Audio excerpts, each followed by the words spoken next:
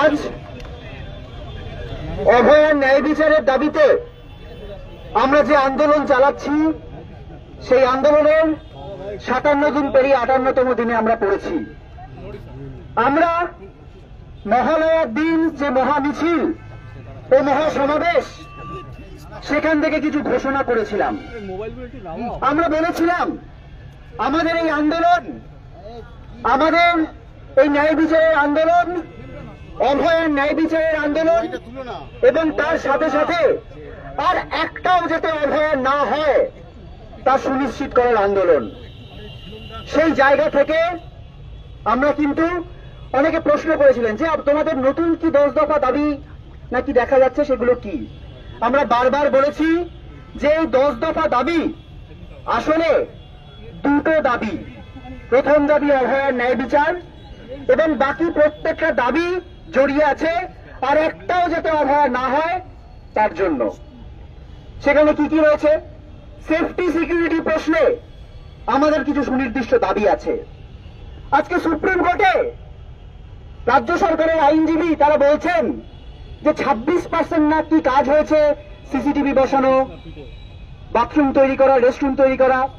আমরা যারা কার্যত প্র্যাকটিক্যালি গ্রাউন্ডে কাজ করছি, একটা দুটো কলেজ বাদ দিয়ে 26 কেন 6% কাজ হয়নি, 6% কাজ হয়নি। আমরা দেখেছি স্বাস্থ্য ভবনের সামনে যখন আমরা বসেছিলাম, তখন তার 9 নম্বর দিনে আমাদের সার্ভাইলেন্স করার জন্য রাতারাতি 30টা সিসিটিভি বসতে পেরেছিল। কিন্তু এতদিন আন্দোলন হওয়ার পরেও, এতদিন আন্দোলন চলার পরেও, সুপ্রিম কোর্টের নির্দেশের পরেও এই সামান্য কাজটুকু এগোল না। দ্বিতীয় কি দাবি আমরা করেছিলাম? আমরা বলেছিলাম আমাদের যে সেফটি সিকিউরিটি সেটা আসলে রোগী পরিষেবার সাথে যুক্ত। রোগী পরিষেবা যদি উন্নতি করতে হয়, রোগী পরিষেবা যদি উন্নত করা যায়, সেন্ট্রাল রেফারেল সিস্টেমের মাধ্যমে রোগীর রেফারেল সিস্টেম যাতে ঠিক করা হয়, হয়রানি দূর করা যায়, অ্যাক্টিভ বেড স্ট্যাটাস যাতে তারা দেখতে পান, তাহলে তাদের রাগ অনেক কমবে। তাদের রাগ কিসের জন্য হয়? একজন রোগী যে এই যে চিকিৎসা ব্যবস্থা আসেন, তাদের রাগ হয় এই কারণে যে তাদের দুয়ারে দুয়ারে কড়া নেড়ে শেষ পর্যন্ত যখন আসেন, কোন একটা রোগীর মৃত্যু যেমন ঘটে, সেই দুঃখ তারা পান, আমরাও পাই, তার রাগের সামনে পড়ি আমরা। সেই জন্য আমরা এই দাবিগুলি করেছিলাম। আমাদের 10 দফা দাবির মধ্যে কিন্তু এই দাবিগুলো রয়েছে। আমরা বলেছিলাম ভয়ের রাজনীতি দূর হোক, থ্রেট কালচার দূর হোক। কি বলেছি? যে প্রত্যেকটা কলেজে এই যে অভিযোগগুলো আসছে, তাদের বিরুদ্ধে একটা সেন্ট্রাল ডিরেক্টিভ আসতে হবে, প্রত্যেকের বিরুদ্ধে ব্যবস্থা নিতে হবে। প্রত্যেকটা জায়গায় গণতান্ত্রিক পরিসর উন্মুক্ত করতে হবে। আরডিএ, রেসিডেন্ট ডাক্তারদের জন্য আরডিএ নির্বাচন এবং ইউজি স্টুডেন্টদের জন্য স্টুডেন্টস ইউনিয়ন ইলেকশন সুনিশ্চিত করতে হবে। আপনারা বলবেন এটা অভয়ার ন্যায় বিচারের দাবির সাথে কিভাবে সম্পর্কযুক্ত? কিভাবে? আমরা বলছি কিভাবে। আজকে গতকাল আশিস পান্ডে অর্থনৈতিক দুর্নীতির দায়ে সিবিআই এর দ্বারা গ্রেপ্তার হয়েছে। এই হচ্ছে সেই লোক যে আরজি করে থ্রেট কালচারের মাথায় ছিল।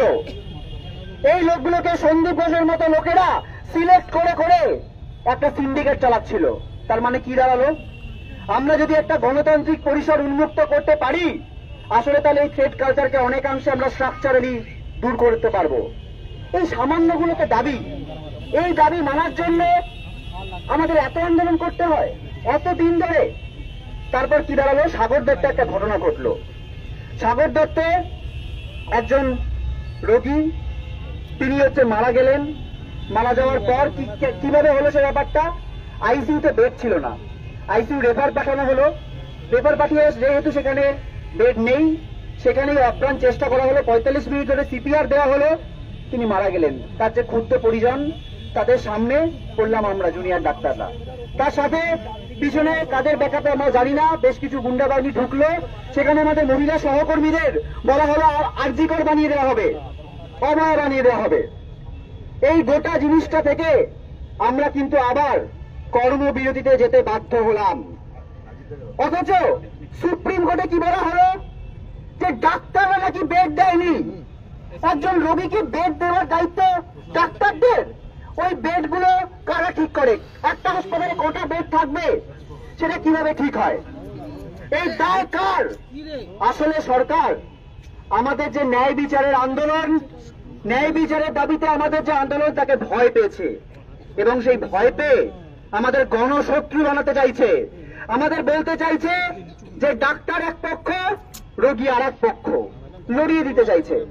আমরা স্পষ্ট জানাতে চাই যে অভয়ার ন্যায় বিচারের দাবিতে যারা রাস্তায় রয়েছি, সেটা ডাক্তার, সেটা জুনিয়র হোক, সিনিয়র হোক, নার্স, স্বাস্থ্যকর্মী, রোগী, রোগীর পরিজন, প্রত্যেকটা মানুষ সবাই আসলে একটা পক্ষ, অভয়া পক্ষ।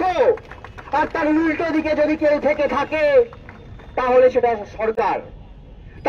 সরকার, সরকার ঠিক করুক যে তারা এই পক্ষে থাকবেন, আমাদের পক্ষে থাকবেন, নাকি আমাদের গণশত্রু বানাতে চাইবেন।